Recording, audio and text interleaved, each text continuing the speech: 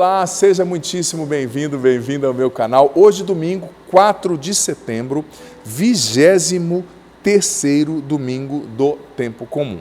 Que alegria ter você aqui no meu canal nesse domingo, querido filho, querida filha. Aproveita para você ir à missa também pessoalmente, receber a Eucaristia, tá? Se você pode, não está indo à missa ainda, só está assistindo pela TV, está errado, isso é pecado. Você precisa ir comungar, receber o Senhor, participar da comunidade. Isso é muito importante, tá bom? Querido filho, querida filha, se você é novo, nova aqui, se inscreva agora no canal, ative o sininho das notificações e deixa já o seu joinha, seu like, sua curtida nesse vídeo, para você me ajudar a evangelizar, tá certo? Olha, vamos lá então. Domingo são várias leituras, eu gosto de pelo menos citar quais são, onde estão. Primeira leitura, Livro da Sabedoria, capítulo 9, falando da insondável sabedoria de Deus, que é maior do que aquilo que a gente pode compreender, né? A gente tem que ser humilde para reconhecer que Deus sabe mais, que Ele vê mais longe. O Salmo é o Salmo 89. Vós fostes, ó Senhor, um refúgio para nós. Bonito, lindíssimo salmo, muito bonito. A segunda leitura, carta de São Paulo a Filémon, né? Pedindo a Onésimo, que era o dono, né, ali, o Filémon era um escravo de Onésimo, que ficou preso, o Filémon, com Paulo, e Paulo pediu, né, que ele libertasse Filémon para ajudar Paulo na sua missão, bem bonita, apelando à generosidade, porque Onésimo era também cristão, né? Na época, infelizmente, a escravidão era institucional, né? Era permitida, era legal, infelizmente. Era moral, porque era legal, né? Era moral segundo a lei da época, mas não era ético, né? E era imoral diante da lei de Deus. O ser humano nunca pode ser escravizado, né? O ser humano é imagem e semelhança de Deus. Mas enfim, não é essa a reflexão, vou voltar aqui para o Evangelho, que está em Lucas, capítulo 14, versículo do 25 ao 33. Ouçamos juntos. Naquele tempo, grandes multidões acompanhavam Jesus. Voltando-se, ele lhes disse: se alguém vem a mim, mas não se desapega de seu pai, sua mãe, sua mulher, seus filhos, seus irmãos, suas irmãs, e até da sua própria vida, não pode ser meu discípulo. Quem não carrega a sua cruz e não caminha atrás de mim, não pode ser meu discípulo.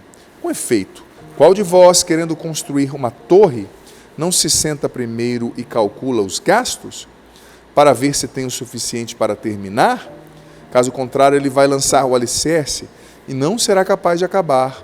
E todos os que virem isso começarão a caçoar, dizendo: esse homem começou a construir, mas não foi capaz de acabar. Ou ainda, qual rei que, ao sair para guerrear com outro, não se senta primeiro e examina bem se com 10.000 homens poderá enfrentar o outro que marcha contra ele com 20.000? Se ele vê que não pode, enquanto o outro rei ainda está longe, envia mensageiros para negociar as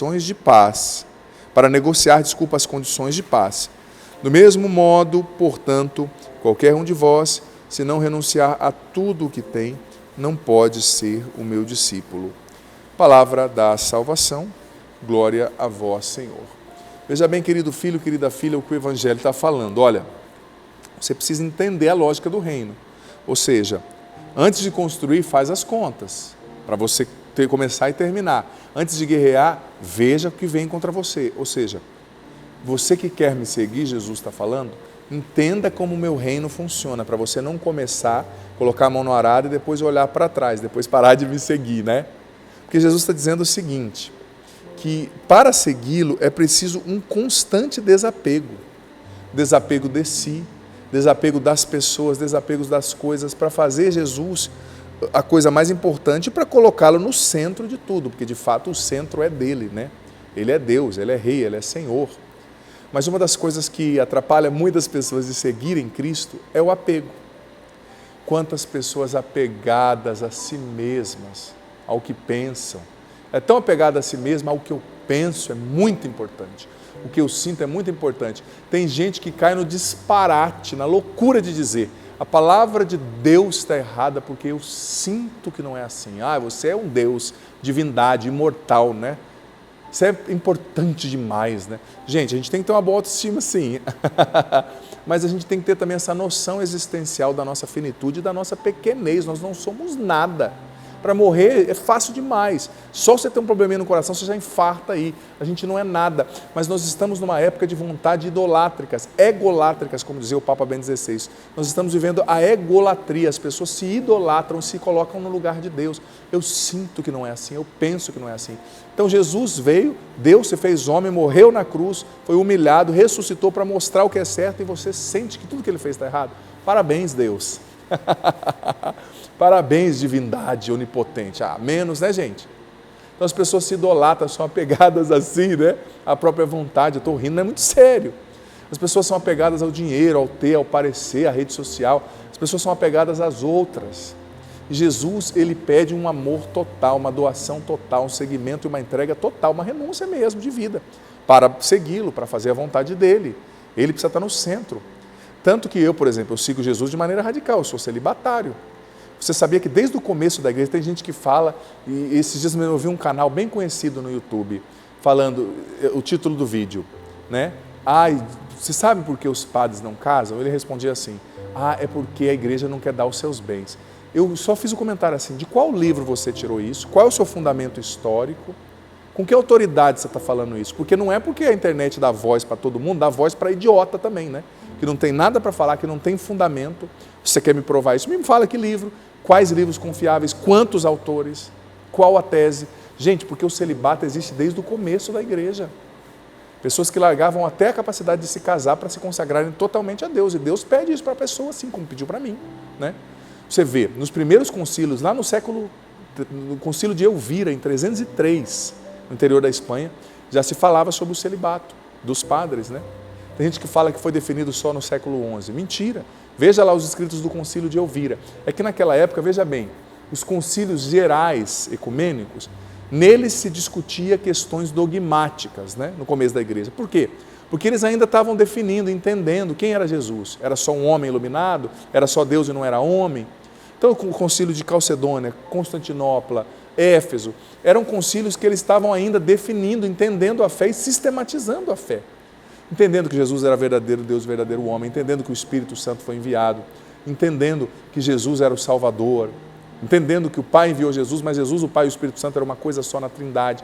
Então, eles conversavam nos concílios gerais da igreja sobre questões dogmáticas e questões de costume, de disciplina moral, eles deixavam para os concílios, né, regional. Concílio é uma reunião geral da igreja, né? Os concílios gerais, por exemplo, esses grandes, definiam questões de dogmática, de quem era Jesus. Eles estavam sistematizando a fé. Não é que nem hoje que tudo está pronto, mastigado para nós, né? Essas questões de celibato, de disciplina moral, eram discutidas nos concílios menores, como o de Elvira. Está lá, século 303, né? Antes já se falava. Então Jesus pede pessoas que se doem inteiramente, que deixem de casar, como eu que sou celibatário. E outra coisa, gente, eu não sou um solteirão, eu sou casado com a eternidade, eu sou casado com Deus. Se hoje falassem para mim, o Papa liberou para casar, eu não casaria. Por quê? Eu não fui padre porque eu não gosto de mulher ou porque eu não tinha mulher para casar. Pelo contrário, eu vivi um namoro bem legal, conheci pessoas maravilhosas, mas eu entendi que Jesus me chamou para amá-lo, para amar só a Ele, para ser todo dele. Essa é a renúncia que Ele pede de mim. Então é algo lindo o celibato, não é uma bobeira, tem sentido de eternidade, é um matrimônio com o céu, já aqui na terra, né? Mas o matrimônio também, o casamento é lindo, né? É a vocação. Se é a tua vocação, viva o casamento, mas viva renunciando. Não coloque a sua esposa na frente de Deus. Não coloque os seus filhos na frente de Deus. Gente, eu vejo isso muito acontecer. A pessoa tem um problema para engravidar, pede tanto a Deus o filho, pede. Quando Deus dá, o filho se torna o ídolo da pessoa. Ela coloca no lugar de Deus, ela deixa de ir à missa, ela deixa de trabalhar para Deus só para adorar aquele filho. O filho é uma bênção, claro, mas ele não pode ser o sentido da sua vida, porque quando ele crescer, ele vai embora. O sentido da sua vida é Deus. Deus te deu o filho para você glorificar a Deus com o seu filho, para o seu filho ser um instrumento para te levar mais para Deus, não para te tirar de Deus. Então a gente tem que colocar Jesus em primeiro lugar, sejamos casados, sejamos celibatários. Jesus precisa estar em primeiro lugar, precisamos segui-los com radicalidade, com desejo, com intensidade, sabe, filho? Isso é muito importante.